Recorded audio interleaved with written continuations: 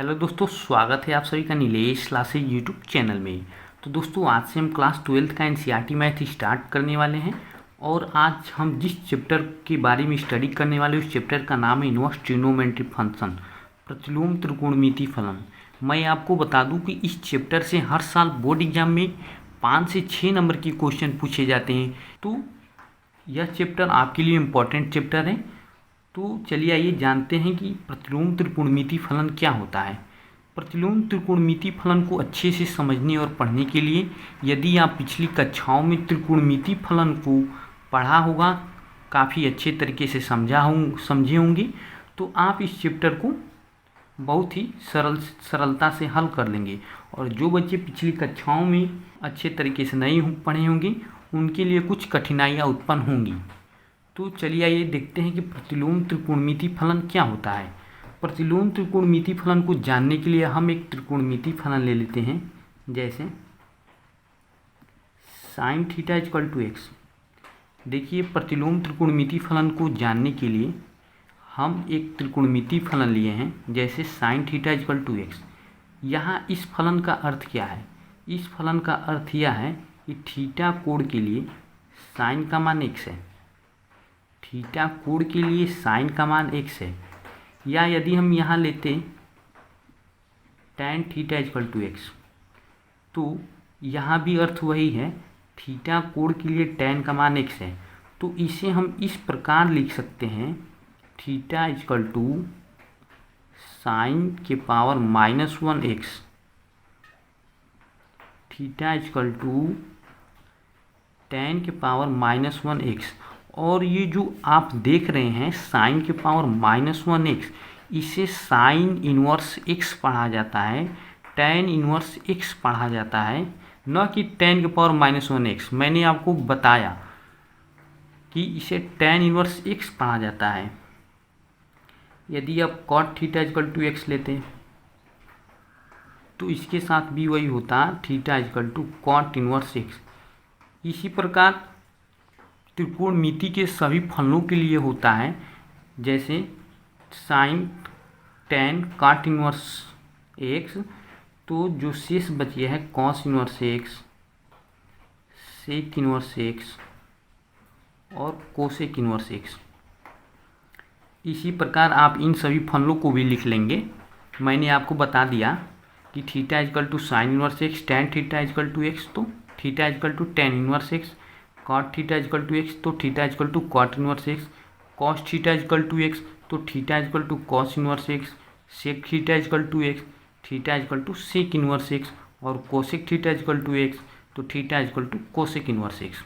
अब देखिए, जो आप ये जो इनवर्स वाले फंक्शन को देख रहे हैं, जैसे sign inverse x, tan, cot inverse x, cos, sec inverse x और cosec इनवर्स एक्स, इन सभी फलनों को प्रतिलोम त्रिकोणमिति फलन कहते हैं। इन सभी फलनों को ही प्रतिलोम त्रिकोणमिति फलन कहते हैं। और आपको बता दूं कि ये जो है साइन इनवर्स एक्स, ये एक पूरा कोण को प्रदर्शित करता है।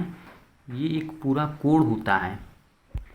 tan इनवर्स एक्स, ये भी कोण होंगे, ये सभी कोण होते हैं। जो इनवर्स फॉर्म में आपको दिख रहे हैं ये सभी एक पूरा कोण होते हैं। क्यों कोण होते हैं? यदि आपसे कोई पूछ दे कि ये सभी पूरा कोण क्यों होते हैं, कैसे होंगे, तो आप बताएंगे कि ये जो हम लोग का थीटा है ये कोण है, और कोण के बराबर कोण होगा, न कि कोई दूसरा चीज़ होगा। तो इस प्रकार ये जो थीटा है कोण है, और जो कोण की इक्वल टू होगा कोण होगा। तो यहाँ साइन इनवर्स एक्स थीटा की इक्वल टू में है, इसलिए ये कोण है। यहाँ भी इक्वल टू में, इसलिए ये कोण है। यह सभी इक्वल टू में है, इसलिए ये सभी कोण है। प्रतिलोम त्रिकोणमिति फलन के जो छः होते हैं, वो छः के छः एक कोण को रिप्रेजेंट करते हैं। और यहाँ से एक बेसिक फार्मूला भी बन जाता है। छः फलनों के लिए फार्मूला होता है, जैसे sine theta equal to x हो, तो आपसे कोई पूछ दे कि थीटा किसके बराबर होगा। यदि sine theta equal to x हो तो थीटा किसके बराबर होगा, तो आप बताएंगे theta equal to sine inverse x. यदि tan theta equal to x हो तो थीटा किसके बराबर होगा, theta equal to tan inverse x. यदि यहाँ एक्स है, देखिए अब मैं आपसे पूछता हूँ कि यदि cot theta equal to a हो, cot theta equal to a हो, तो थीटा किसके इक्वल टू होगा, मैंने आपको अभी ऊपर बताया, cot theta equal to a हो तो थीटा कॉट इनवर्स ए के इक्वल टू होगा। यदि मैं आपसे पूछता sine A equal to B हो तो ए किसके बराबर होगा, तो आप यहाँ से जो मैंने ऊपर आपको बताया उसके अकॉर्डिंग आप यहाँ से मालूम कर सकते हैं कि ए साइन इनवर्स बी के इक्वल टू होगा। इसी प्रकार त्रिकोणमिति के 6 फलनों के लिए होता है, जैसे मैंने यहाँ काट और साइन को बताया, कॉस के लिए भी, सेक के लिए भी, और कोसेक और टेन के लिए भी ये सभी फार्मूले होंगे। जैसे एक और मैं ले लेता हूँ टेन के लिए, tan a equal to B हो तो a equal to tan inverse b हो जाएगा। और यदि हम इसी फार्मूले को रिवर्स कर दें, रिवर्स करके यदि आपसे कोई पूछे, जैसे समझिएगा tan inverse b equal to a है, ये मैंने इसको रिवर्स कर दिया है, tan inverse b equal to a है, तो यदि आपसे कोई पूछे कि बी किसके इक्वल टू होगा तो बी हम लोगों का टेन ए के इक्वल टू हो जाएगा। इसी प्रकार आप इसे भी कर सकते हैं, यदि cot inverse A equal to theta हो तो ए किसके इक्वल टू होगा, तो ए हम लोगों का कॉट थीटा के इक्वल टू हो जाएगा। ये बात आप ध्यान में रखे रहिएगा। तो चलिए अब हम इस चैप्टर के नेक्स्ट टॉपिक की ओर बढ़ते हैं, देखते हैं कि अगला टॉपिक कौन सा है। देखिए हम लोग का जो नेक्स्ट टॉपिक है वो है कि बहुत से बच्चों का डाउट होता है कि सर साइन इनवर्स एक्स और साइन एक्स इनवर्स, या इसे आप पढ़ सकते हैं sine x to the power -1, sir क्या दोनों की जो वैल्यू होती है, मान होती है, दोनों एक समान होती हैं? तो आपको मैंने अभी ऊपर बताया कि ये जो होता है साइन इनवर्स एक्स, ये एक क्या होता है, किसके बराबर होता है, ये एक एंगल होता है, ये एक कोण होता है। और ये जो है साइन टू द पावर -1, इसे हम 1/sin x लिखते हैं, और 1/sin x जो होता है कोसेक x के बराबर होता है। तो आप बताइए क्या ये कोण, ये एंगल कोसेक x के इक्वल टू है? नहीं है। क्यों नहीं है? कि कोसेक x तो सर एक त्रिकोणमिति फलन है और ये हम लोग का एक एंगल है और ये एक प्रतिलोम त्रिकोणमिति फलन है, तो ये दोनों बराबर नहीं हो सकते हैं। तो आप सभी, मैंने जितना अभी तक आपको बताया आप सभी को समझ में आ गया होगा। एक बार और रिपीट कर देता हूँ तब मैं आगे चलता हूँ। यदि sine theta equal to x तो theta equal to sine inverse x, और ये जो ये होता है साइन इनवर्स एक्स, इसे हम लोग कोण कहते हैं, कोण को रिप्रेजेंट करता है, क्योंकि थीटा हम लोगों का क्या है, एंगल है, और एंगल की इक्वल टू एंगल होगा। इसी प्रकार टेन को, कॉट को या सेक को, 6 जो रेशियो होते हैं सभी के लिए यही लगेगा। Cot theta equal to x तो theta equal to cot inverse x. यहाँ जो है वही बात है कि cot theta equal to a हो तो थीटा की कोई वैल्यू पूछे तो theta equal to cot inverse a हो जाएगा। Sine A equal to B हो तो ए की कोई वैल्यू पूछे तो साइन इनवर्स बी हो जाएगा। Tan a equal to b तो ए की कोई वैल्यू पूछे तो a equal to tan inverse b हो जाएगा। और यदि इसी को रिवर्स करके आपसे पूछा जाए कि tan inverse b equal to a है, tan inverse b equal to a है, तो b equal to tan a हो जाएगा। और ये मैंने आपको बता ही दिया कि साइन इनवर्स एक्स और साइन एक्स इनवर्स या sine x to the power -1 दोनों ये अलग अलग फंक्शन है। ठीक है, तो चलिए अब हम आगे चलते हैं इस चैप्टर के। देखिए जो हम लोग का नेक्स्ट टॉपिक है, परिभाषा के अनुसार इस चैप्टर में कुछ शर्त हैं। परिभाषा के अनुसार कुछ शर्त दिए गए हैं, हम उन्हें देख लेते हैं। देखिए शर्त क्या है। शर्त यह है कि यदि साइन इनवर्स, ध्यान समझिएगा, शर्त यह है कि यदि साइन इनवर्स ब्रैकेट में साइन एक्स हो, आप सभी जानते हैं कि ब्रैकेट का अर्थ होता है मल्टीप्लाई, गुणा। साइन इनवर्स ब्रैकेट में साइन एक्स हो तो इसकी जो वैल्यू होगी एक्स होगी। इसी प्रकार यदि कॉस इनवर्स ब्रैकेट में कॉस एक्स हो तो इसकी वैल्यू एक्स होगी। ध्यान से समझिएगा, यदि tan इनवर्स, आप इसको बताइए इसकी वैल्यू क्या होगी। यदि tan इनवर्स ब्रैकेट में tan ए है वो, तो इसकी वैल्यू क्या होगी आप बताइए। मैंने आपको ऊपर दो बताया है, उसी के अकॉर्डिंग इसे भी आप बताइए कि यदि tan इनवर्स ब्रैकेट में tan ए हो तो इसकी जो वैल्यू होगी वो क्या होगी, ए होगी। मतलब समझिए ये, यदि इधर tan इनवर्स में हो और यदि tan ए त्रिकोणमिति फलन में हो और जो यहाँ मान दिया हो, यदि यहाँ ए है तो ए होगा, बी है तो बी होगा, सी है तो सी होगा। लेकिन हाँ, ये ध्यान में रखिए रहिएगा, ये tan एक त्रिकोणमिति फलन है और इधर tan एक प्रतिलोम त्रिकोणमिति फलन है और दोनों का क्या है, गुणा है, तभी ऐसा होगा।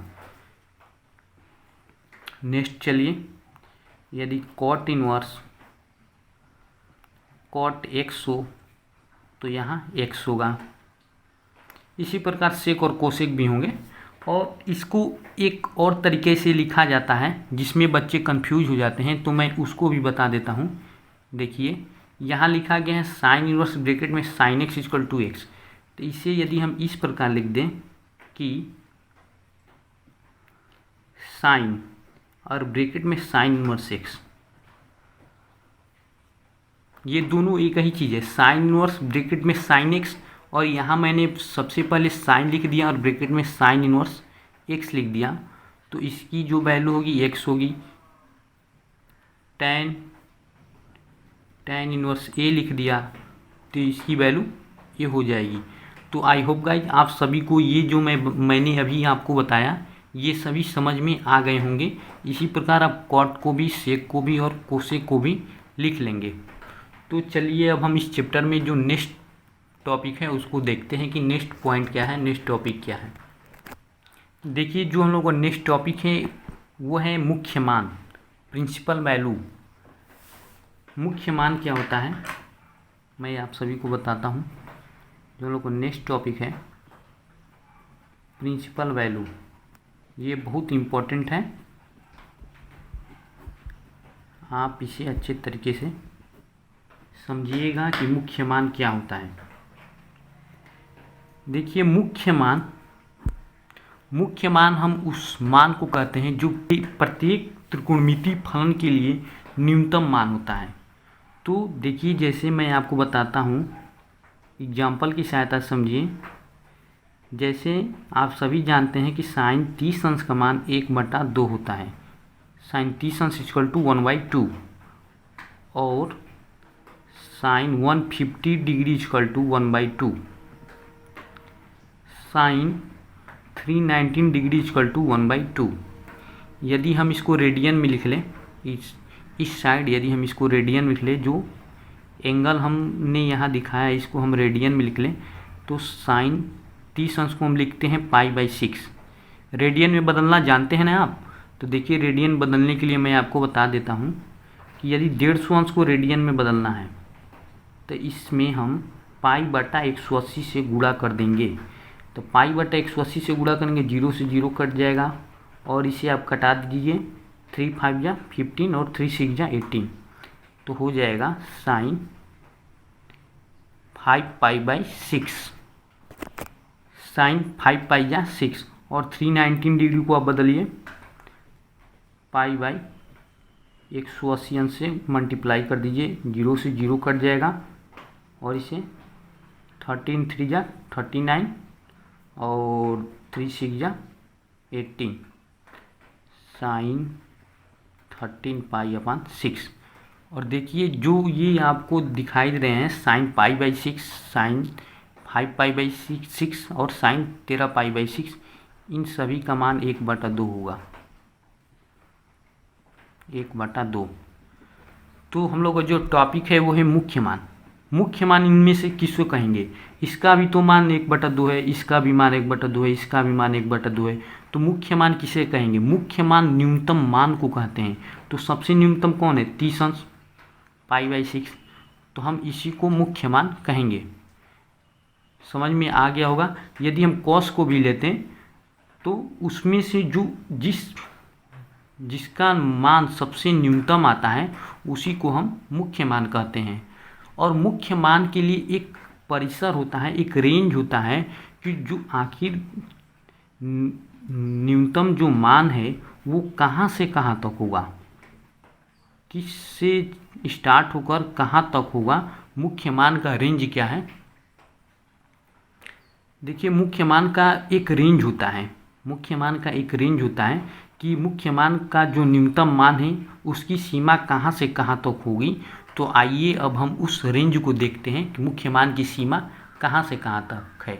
और प्रत्येक त्रिकोणमितीय फलन के लिए, प्रतिलोम त्रिकोणमितीय फलन के लिए मुख्य मान का रेंज अलग अलग होता है।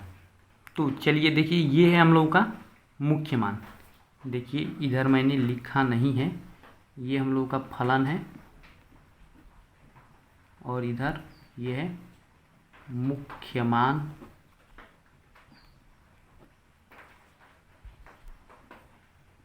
परिसर। रेंज को हिंदी में हम परिसर कहते हैं, मुख्य मान परिसर। देखिए साइन इनवर्स के लिए, देखिए उससे पहले आप देखिए कि ये जो आपको ये वाला ब्रैकेट दिखाई दे रहा है इसे हम इंटरवल कहते हैं, और जो ये आपको बड़ा ब्रैकेट लग रहा है इसे हम क्लोज इंटरवल कहते हैं, इसे हम लोग क्लोज इंटरवल कहते हैं। और ये देखिए, ये जो आपको दिखाई दे रहा है छोटा ब्रैकेट, इसे हम लोग ओपन इंटरवल कहते हैं। इसमें आपको दो प्रकार का इंटरवल देखने को मिलेगा, एक ये वाला, इसे हमने अभी नाम दिया क्या? Close interval. ये भी क्लोज है, ये भी क्लोज है, ये भी है क्लोज है। ये देखिए ओपन और ये ओपन, ये दोनों ओपन इंटरवल हैं। तो इसमें कुछ पॉइंट बताने से पहले मैं आपको बता दूं कि क्लोज इंटरवल और ओपन इंटरवल में क्या अंतर है, ये क्या होते हैं। देखिए क्लोज इंटरवल क्या होता है।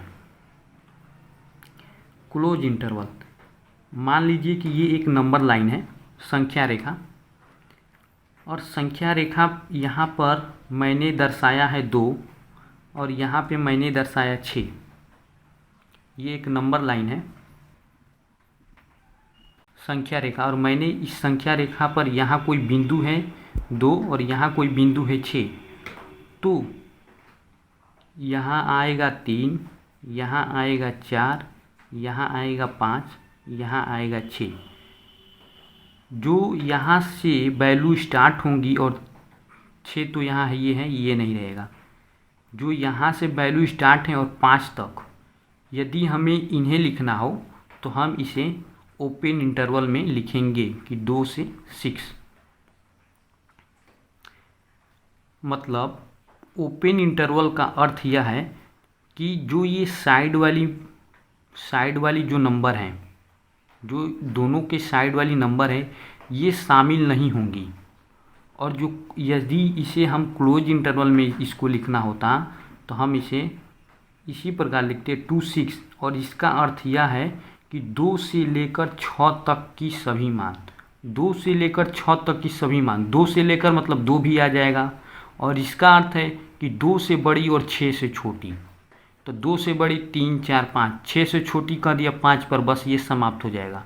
तो यही अंतर है ओपन इंटरवल क्लोज इंटरवल। ये हम लोग का क्लोज इंटरवल है, ये ओपन इंटरवल है। तो यदि आपको दिया गया जैसे क्लोज इंटरवल में 5 यहाँ 10, और यदि इसी को ओपन इंटरवल में भी लिख दिया गया 5 और 10, तो आप इसको क्या समझेंगे? आप इसको ये समझिएगा कि 5 से लेकर 10 तक, 5 से लेकर 10 तक मतलब 5 6 7 8 9 10, और यदि ये है ओपन इंटरवल और यही ओपन इंटरवल में लिखा गया हो 5 10, तो आप इसे समझिएगा 6 7 8 9 बस, क्योंकि 5 से बड़ा और 10 से छोटा, जो ओपन में ये जो साइड वाली नंबर होती हैं इनको नहीं लेते हैं, और जो वही क्लोज में होती हैं साइड वाली नंबर उनको हम लेकर चलते हैं। तो आप ओपन और क्लोज का मतलब समझ गए होंगे। और यदि आपको बता दूं एक और, कि यदि ओपन में या क्लोज में ऐसे लिखा गया है,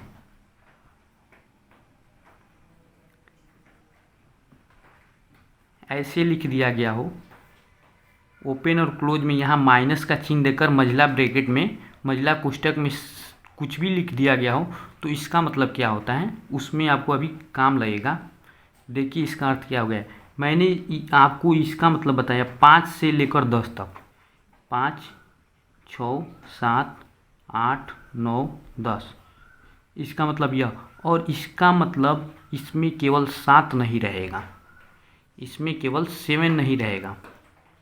समझ में आ गया। यहाँ से लेकर आप यहाँ तक लेंगे, लेकिन केवल बस 7 को छोड़कर, 7 इसमें से क्या किया गया है, माइनस कर दिया गया है, 7 इसमें नहीं रहेगा। और यदि यही जो है ओपन में रहता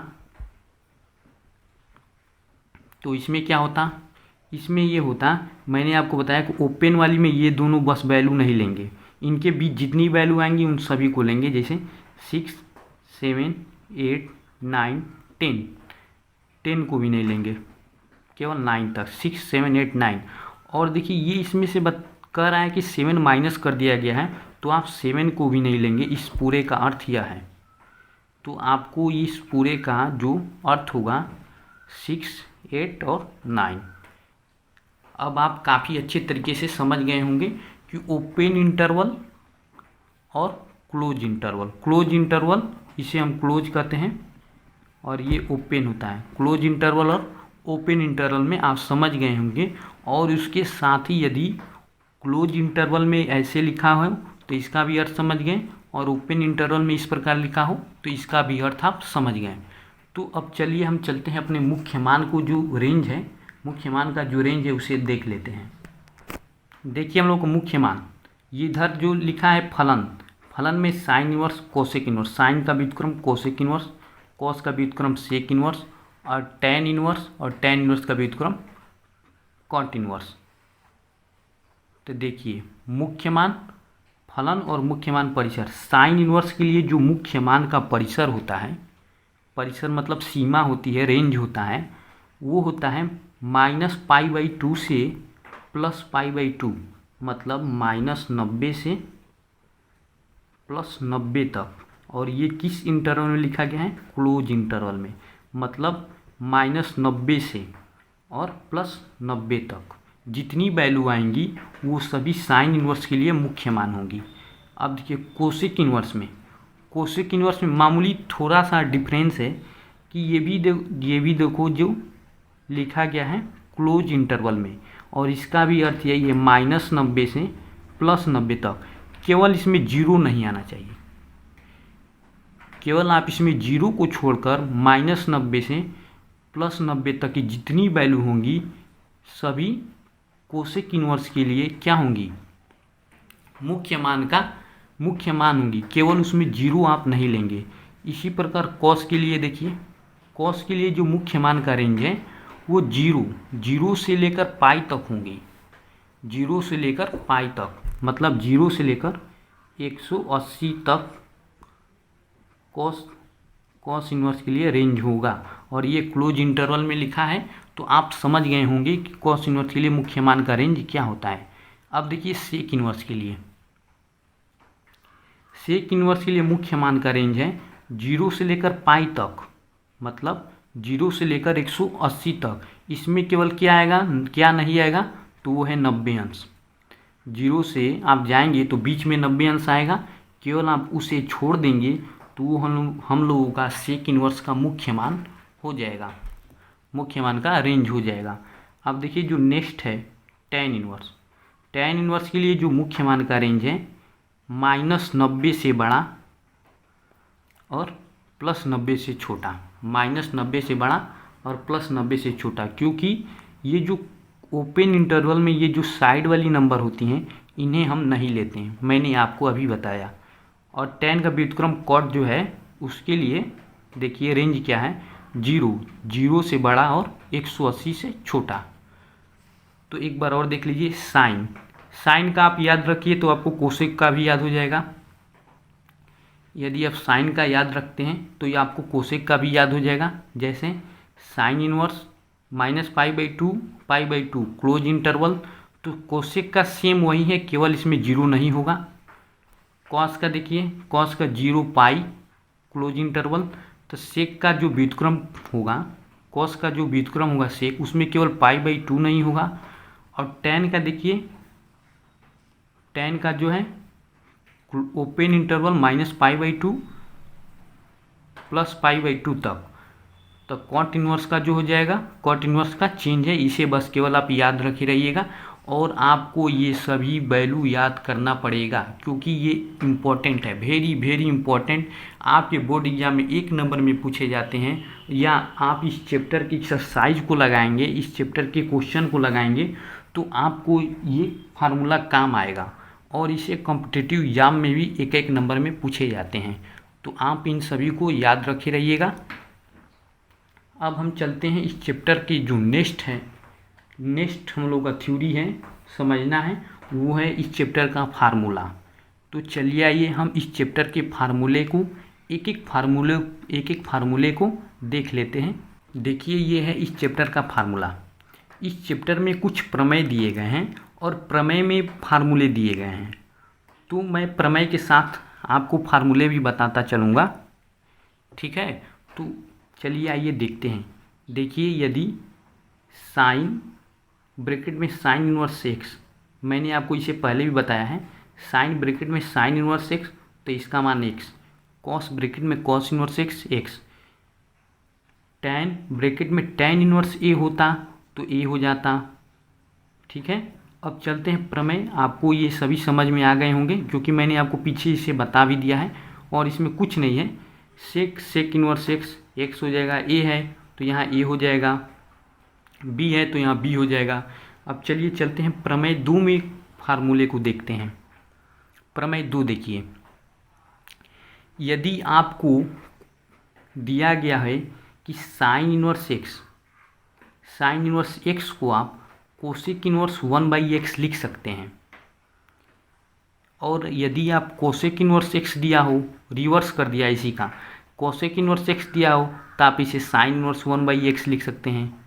यदि आपसे कोई पूछे कि यदि साइन इनवर्स एक्स हम दे रहे हैं, इसका कोसेक में क्या वैल्यू होगा, तो आप बताएंगे कोसेक इनवर्स 1/x। यदि कोसेक में दे दिया कोसेक इनवर्स एक्स तो इसका साइन में साइन इनवर्स 1/x। इसी प्रकार सभी का होगा। कॉस का व्युत्क्रम सेक होता है तो cos inverse x equal to sec inverse 1/x। Sec दिया हो तो सेक इनवर्स एक्स तो कॉस इनवर्स 1/x। इसी प्रकार टेन और कॉट का भी होगा। अब चलिए नेक्स्ट जो है प्रमेय 3 में फार्मूले दिए गए हैं। प्रमेय 3 में देखिए sine inverse x plus cos inverse x equal to π/2। Sine inverse x cos inverse x equal to π/2, ये दोनों सेम होना चाहिए, ये दोनों सेम होना चाहिए। ये ना कि यदि आप लिख देते हैं कि साइन इनवर्स एक्स और cos inverse y equal to π/2 तो ये गलत हो जाएगा। आप लिखेंगे sine inverse x plus cos inverse x equal to π/2, tan inverse x plus cot inverse x equal to π/2। Sec और कोसेक का भी दिया गया है, sec inverse x plus cosec inverse x equal to π/2। तो आप जो ये प्रमेय मैंने अभी तक आपको 3 प्रमेय बताए, आप सभी इनको समझ गए होंगे। जैसे प्रमेय 1 में sine inverse x equal to x, cot inverse x equal to x. प्रमेय 2 में जो है साइन इनवर्स एक्स को हम कोसेक इनवर्स 1/x लिख सकते हैं, या कोसेक इनवर्स एक्स को हम साइन इनवर्स 1/x लिख सकते हैं। प्रमेय 3 में जो साइन इनवर्स एक्स है, कॉस इनवर्स एक्स, π/2, टैन और काट इनवर्स में हो और ये दोनों वैल्यू सेम हो तो इसका भी मान π/2 हो जाएगा। अब चलिए हम चलते हैं प्रमेय 4। प्रमेय 4 में भी फार्मूले हैं, उसे भी देख लेते हैं। देखिए ये है प्रमेय 4। प्रमेय 4 में इम्पोर्टेंट फार्मूला है। ये आपको जब एक्सरसाइज आप लगाएंगे, क्वेश्चन लगाएंगे तो ये आपको बहुत हेल्पफुल होगी। जैसे साइन इनवर्स -x यदि लिखा गया हो साइन इनवर्स -x तो आप इसे माइनस साइन इनवर्स x लिखेंगे। कोसेक इनवर्स -x तो आप इसे माइनस कोसेक इनवर्स x लिखेंगे। टैन इनवर्स -x तो आप इसे माइनस टैन इनवर्स x लिखेंगे। नेक्स्ट जो प्रमेय है प्रमेय 5, प्रमेय 5 में जो है कॉस इनवर्स माइनस एक्स, तो आप इसे माइनस कॉस इनवर्स एक्स नहीं लिखेंगे, इसे आप pi minus cos inverse x लिखेंगे। सेक इनवर्स माइनस एक्स, तो आप इसे भी pi minus sec inverse x लिखेंगे। कॉट इनवर्स माइनस एक्स, इसे आप pi minus cot inverse x लिखेंगे। प्रमेय 6 देखिए, प्रमेय 6 में जो दो फार्मूले हैं sine inverse x plus sine inverse y, ध्यान समझिएगा, sine inverse x plus sine inverse y, sine दोनों साइन इनवर्स में हैं और एक्स और वाई दोनों अलग अलग वैल्यू हैं, तो इसे आप लिख सकेंगे sine inverse bracket x into root 1 minus y square plus y into root 1 minus x square bracket close. इसी प्रकार यदि माइनस हो तो यहाँ प्लस दिया गया है, यहाँ आप केवल माइनस कर दीजिएगा। ये प्रमेय 6 है। प्रमेय 7 में देखिए, प्रमेय 7 में वहाँ हम लोग प्रमेय 6 में जो देखे थे साइन के लिए देखे थे और यहाँ कॉस के लिए देखेंगे। Cos inverse x plus cos inverse y, cos inverse x cos दोनों क्या है इनवर्स में है और एक्स और वाई दोनों चेंज वैल्यू हैं, तो देखिए इसे हम लिखेंगे cos inverse bracket x into y minus root में 1 minus x square into root 1 minus y square bracket close. यदि देखिए इसमें प्लस है तो यहाँ माइनस लिया है, यहाँ माइनस है तो यहाँ प्लस लेंगे, केवल डिफरेंस इतना ही है दोनों में। अब चलते हैं प्रमेय 8 को देखते हैं। देखिए प्रमेय 8 में जो हम लोग का फर्स्ट है tan inverse x plus tan inverse y, tan inverse x plus tan inverse y, तो इसे आप लिखेंगे tan inverse x plus y upon 1 minus x y. यदि यहाँ माइनस होता तो देखिए यहाँ प्लस है तो यहाँ प्लस है, यहाँ माइनस है और यहाँ माइनस है तो यहाँ माइनस है, यहाँ प्लस हो जाएगा। जैसे tan inverse x minus tan inverse y equal to tan inverse x minus y upon 1 plus x y. प्रमेय 9 में जो है 2 sine inverse x equal to sine inverse bracket में 2x root 1 minus x square bracket close. 2 cos inverse x equal to cos inverse 2x square minus 1, 2 tan inverse x tan inverse 2x upon 1 minus x square. प्रमेय 10 2 tan inverse x, तो इसे हम यदि आपको कहा जाए 2 tan inverse x को sign के फॉर्म में लिखिए, 2 tan इनवर्स एक्स, तो इसे हम साइन के फॉर्म में लिखेंगे 2 tan inverse x equal to sine inverse 2x upon 1 plus x square. और यही कहा था कि 2 tan इनवर्स एक्स को कॉस के फॉर्म में लिखिए, तो cos inverse 1 minus x square 1 plus x square. देखिए यहाँ ध्यान समझ जाइएगा कि ये 2 tan इनवर्स एक्स को यदि कहे साइन के फॉर्म में लिखने के लिए तो आप लिखेंगे sine inverse 2x upon 1 plus x square, और यदि कॉस के फॉर्म में लिखने के लिए बोले तो आप लिखेंगे cos inverse 1 minus x square upon 1 plus x square. देखिए ये प्रमेय 11 है और ये लास्ट सूत्र है इस चैप्टर का, प्रमेय 11। प्रमेय 11 में जो फर्स्ट है 3 sine inverse x equal to sine inverse bracket में 3x माइनस 4x क्यूब, और यही 3 कॉस इनवर्स एक्स होता तो कॉस इनवर्स लिखेंगे और आप इसको चेंज कर देंगे, जैसे 4x क्यूब पहले आ जाएगा और माइनस 3x बाद में चला जाएगा, ठीक है। तो अब जो इसमें नेक्स्ट है 3 tan inverse x, 3 tan inverse x का जो फार्मूला होता है tan inverse 3x minus x cube अपान 1 माइनस 3x स्क्वायर। तो इस प्रकार मैंने आपको इस चैप्टर के सारे कंसेप्ट और सारे जितने फार्मूले हैं सबको मैंने आपको बता दिया है। तो आप इस वीडियो को देखिएगा, अच्छा लगेगा लाइक कीजिएगा, शेयर कीजिएगा, हमारे यूट्यूब चैनल नीलेश क्लासेज को सब्सक्राइब कीजिएगा। और हाँ, यदि आप इन सारे फार्मूले का PDF पाना चाहते हैं, एक सेट पाना चाहते हैं, तो आप हमारी एप्लीकेशन नीलेश क्लासेज को डाउनलोड कीजिएगा। इस वीडियो के डिस्क्रिप्शन में उस ऐप का लिंक है, या आप इस एप्लीकेशन को गूगल प्ले स्टोर से भी डाउनलोड कर सकते हैं। डाउनलोड करने के बाद आप हमारी एप्लीकेशन को ओपन कीजिएगा। ओपन करने के बाद आपको फ्री स्टडी मटेरियल में जाइएगा। फ्री स्टडी मटेरियल में 12th NCERT solution important question में जाइएगा। उसे ओपन करने के बाद आपको इम्पॉर्टेंट क्वेश्चन दिखाई देगा, उसमें मैथ में जाइएगा और आप वहाँ से इस चैप्टर के फार्मूले पा सकते हैं। तो मैंने आपको जितना आज कंसेप्ट बताया, आप सभी इन कंसेप्ट को याद रखे रहिएगा। हम अब अगले वीडियो में इस चैप्टर के फर्स्ट एक्सरसाइज को कवर करेंगे और उसके साथ ही फर्स्ट एक्सरसाइज का जो एग्जाम्पल है उसे भी देखेंगे। अब हम मिलते हैं नेक्स्ट वीडियो में।